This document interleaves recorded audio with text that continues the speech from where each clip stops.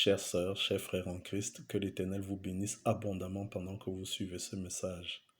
Un de mes pères dans la foi a coutume de dire que la beauté de la prière, la beauté d'une prière ne se trouve pas dans les formes grammaticales qu'elle utilise, encore moins dans ses rimes. La beauté d'une prière réside dans son exaucement. Ce matin, nous rentrons dans la série d'enseignements dédiés à la prière, intitulée La prière exaucée. Et dans ce premier chapitre, le premier chapitre de cette série, nous nous intéressons aux données fondamentales en relation avec la prière, donc définition des thèmes essentiels, et nous allons parcourir quelques formes de prière. Qu'est-ce que la prière? Regardons d'abord à la définition classique de la prière. Le terme prière vient du latin precaria, et dans le dictionnaire, les dictionnaires classiques, nous trouvons plusieurs définitions. On parle de l'élévation de l'âme vers Dieu pour lui exprimer son adoration, sa vénération, ses remerciements, ses actions de grâce pour obtenir ses grâces ou ses faveurs. On parle d'un acte rituel, un ensemble de formules par lesquelles on s'adresse à une divinité. Il est parlé d'une demande instante et humble que l'on adresse à quelqu'un pour qu'il accorde une faveur. Il est parlé d'une demande faite avec humilité et déférence à quelqu'un pour faire quelque chose. Une formule qui exprime sous une forme polie et impersonnelle une invitation, un ordre ou une défense.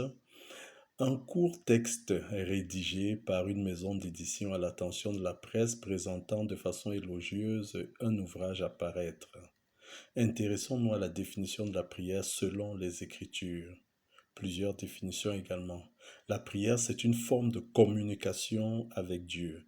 À la lumière des Écritures, prier, c'est communiquer avec Dieu. La prière n'est pas un monologue, la prière n'est pas une récitation. En prière, nous conversons avec notre Père, nous lui parlons et nous prenons également le temps d'écouter ses réponses. Si nous allons dans Genèse 18, du verset 20 au verset 33, nous voyons Abraham qui est en conversation avec Dieu. Il intercède auprès de Dieu pour les populations de Sodome et Gomorrhe que l'Éternel a décidé d'éliminer de la surface de la terre. Autre définition, la prière, c'est une demande d'intervention adressée à Dieu sur la base de sa parole.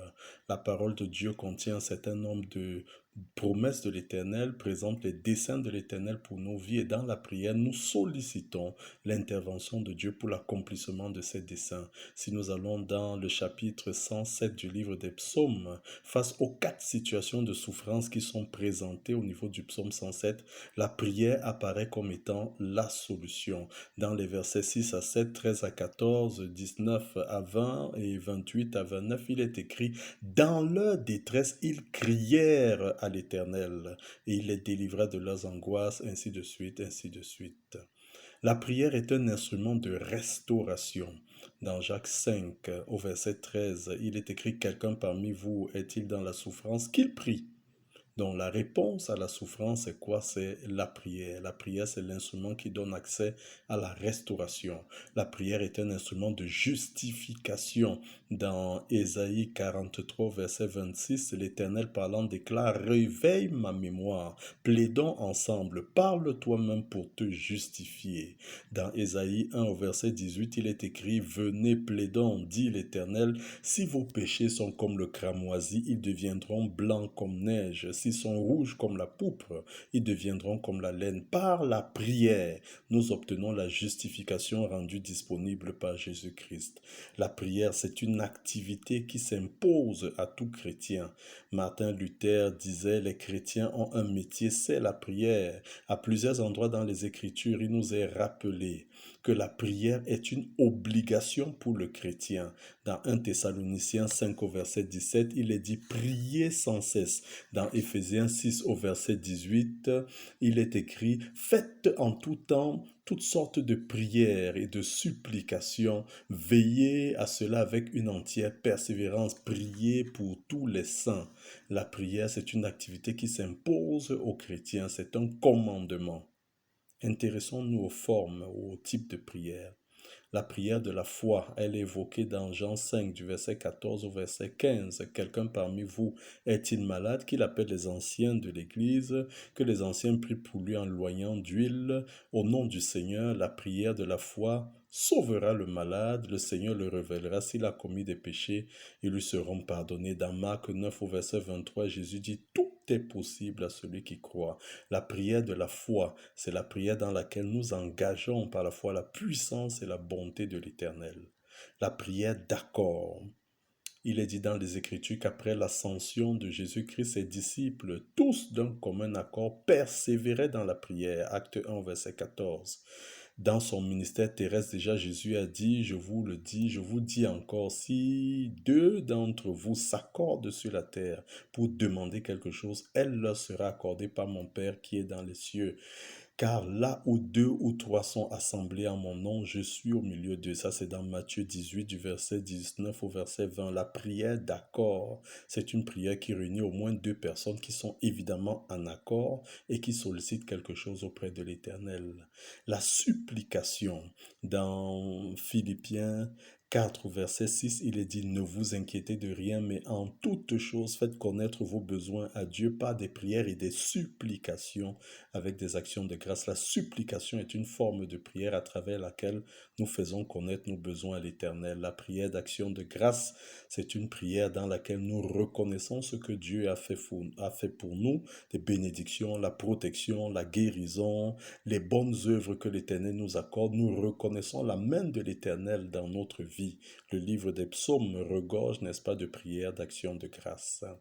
La prière d'adoration. La prière d'adoration se concentre sur ce que Dieu est. Dieu est tout-puissant, infiniment élevé, l'alpha et l'oméga, Jéhovah El Shaddai, le Dieu de toute force et de toute puissance, Jéhovah Jireh, l'éternel qui pourvoit, Jéhovah Adonai.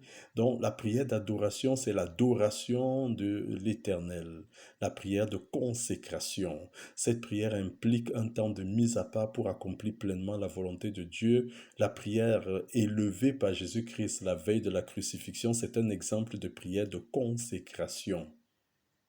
Ça se retrouve dans Matthieu chapitre 26 au verset 39, la prière d'intercession. Si nous allons dans le livre, n'est-ce pas, d'Ézéchiel, le livre d'Ézéchiel chapitre 22 au verset 30, l'Éternel cherche quelqu'un qui se tiendra à la brèche.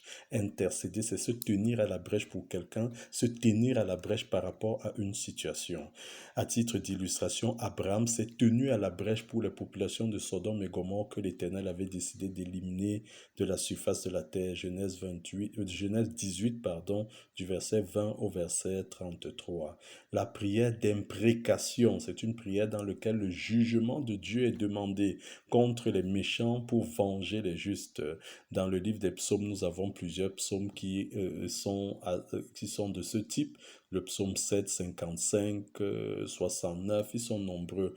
Dans le livre des psaumes, vous pourrez essayer de les parcourir et vous allez les identifier. La prière par l'esprit. Dans 1 Corinthiens 14, du verset 14 au verset 15, il est écrit « Car si je prie en langue, mon esprit est en prière, mais mon intelligence demeure stérile. Que faire donc? Je prierai par l'esprit et je prierai aussi avec intelligence. Je chanterai par l'esprit, mais je chanterai aussi avec intelligence. » La prière par l'esprit, c'est la prière qui engage l'esprit de Dieu. Cette prière par l'esprit, c'est une évidence du baptême du Saint-Esprit. Nous allons le voir dans la série qui sera consacrée au Saint-Esprit. Nous le verrons en détail. Que l'Éternel nous bénisse abondamment pendant que nous nous engageons à rester connectés à lui par le biais de la prière. Au nom puissant et glorieux du Seigneur Jésus-Christ. Excellente journée.